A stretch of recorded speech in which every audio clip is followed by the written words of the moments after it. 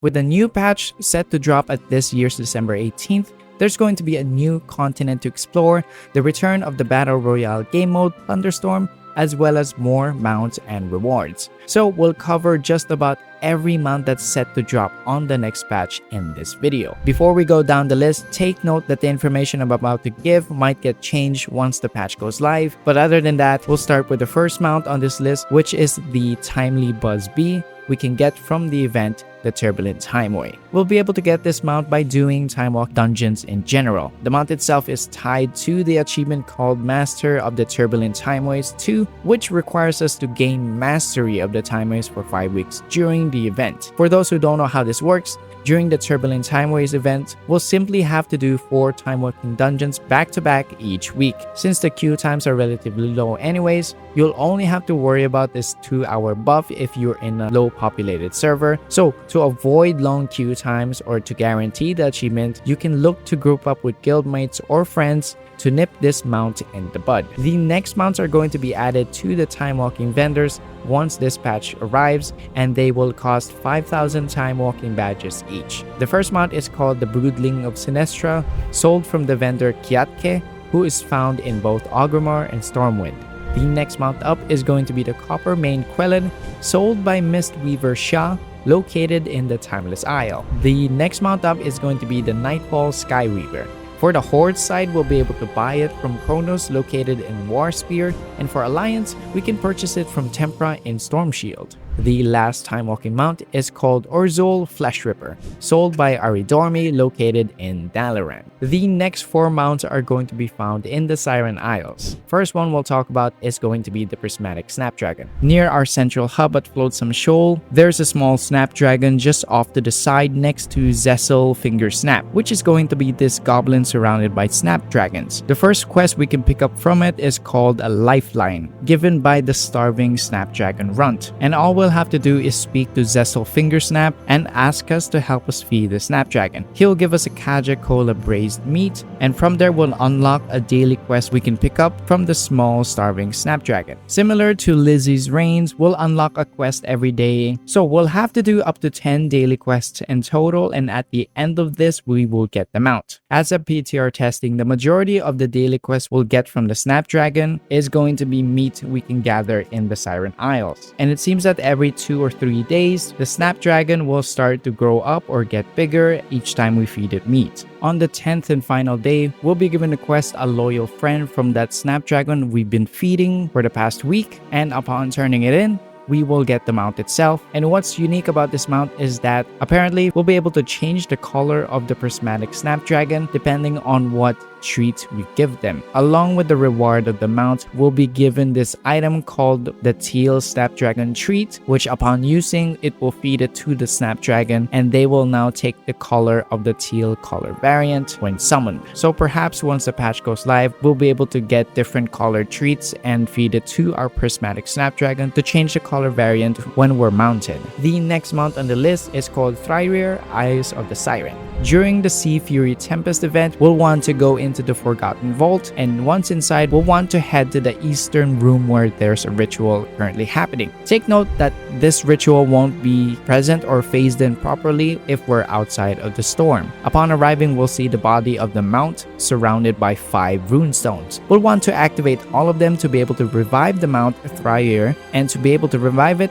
we'll have to bring 5 corresponding rune keys to each of the stones. And take note, we'll have to do this during an active storm event to use the keys on the stones. It's also worth noting that it's possible that these locations I'm about to share for each key might get changed when the patch goes live. So we'll want to collect the following rune keys: the Turbulent Rune Key, the Whirling Rune Key, Cyclonic Rune Key, Torrential Rune Key, and the Thunderous Rune Key. The Turbulent Rune Key requires us to collect 3 fragments which are scattered around the island. The first is going to be on this garden near this abandoned inn, which is on the center west part of the map. The second rune key is on the southeast side of the map inside the Rotting Hole, which is this cave by the hillside. As for the third and final key, we'll be able to find it in the Spirit Scarred Cave. It'll be this yellow crystal held in the hands of the ghost. It's also worth noting that these are only found during the Sea Fury's Tempest phase. Now, as for the Whirling Rune Key, it drops from the rare Sphere the Forgotten,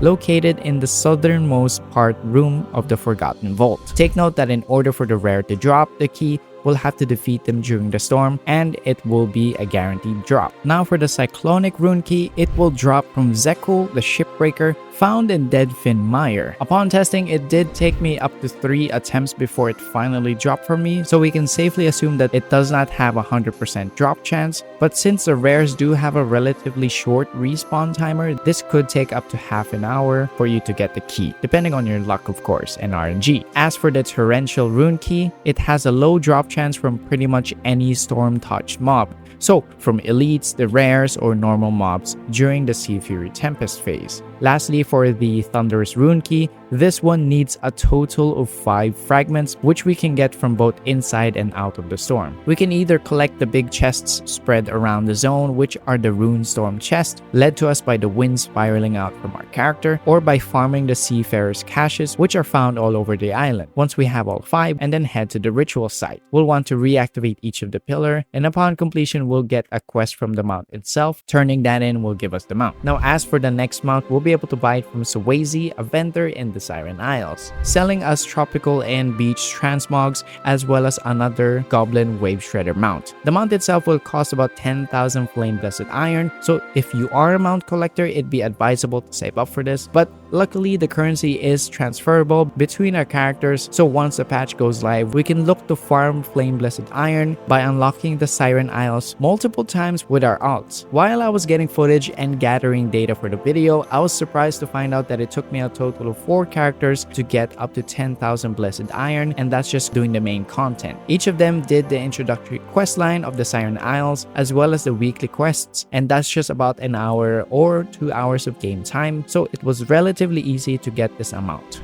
The last mount on the list is going to be a boat mount called the Breaker's Song, which is an achievement-based mount. Along with the Siren Isles continent, there's an achievement called I'll Remember You, which requires us to complete the meta achievements related to completing content in the Siren Isles. We'll have another video going over how to complete the meta achievements, so we'll leave this as that. Moving over to PlunderStorm, the first one we'll talk about is going to be Hook Talon, which we can get from the returning PlunderStorm event set to return. The Hook Talon will be sold around 5,000 plunder, which is the currency that we get from participating in the PlunderStorm event.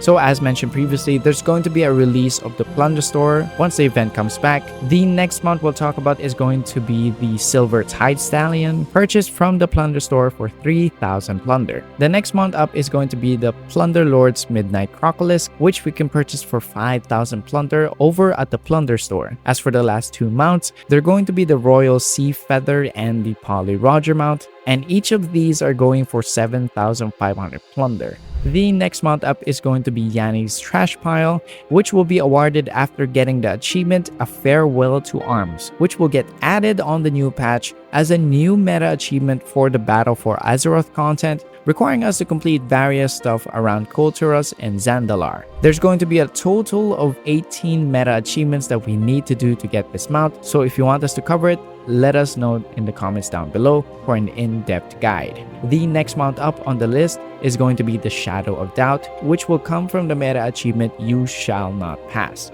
We'll be doing 5 sub-meta achievements to get this done, and as a reward, we'll get the Shadow of Doubt mount. The next mount is going to be Event Tide, and this is going to be the Lunar Launcher, which will be available during the Lunar Festival event, which will last for the first 2 weeks of February next year. The next mount up is the Love Witch's Sweeper. It'll be available during the Love is in the Air event, which will be active next year, and it'll start at February 3 and it will end at February 17. From the Wowhead source, this is apparently supposed to be another mount drop from Apothecary Hummel, who is going to be found in Shadowfang Keep during that event. The next mounts I'm going to talk about are data mined mounts apparently set to release for the next few months of the Trader's Post. The first mount we're going to talk about is going to be the Savage Alabaster Battle Turtle, which is apparently going to be sold for 500 Trader's Tender. The next one up is going to be the Twilight Witch's Sweeper, which will cost 600 Trader's Tender, and around the same price is going to be the Sky Witch's Sweeper. Making a return to the post is going to be the Dim Cold Flame Core,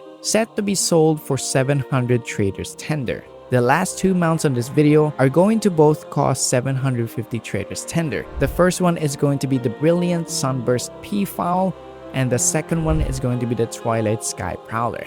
But that's about all the information we have of the mounts arriving or is teased to arrive this upcoming patch 11.0.7. Thank you for watching the video, and I'll see you in the next one.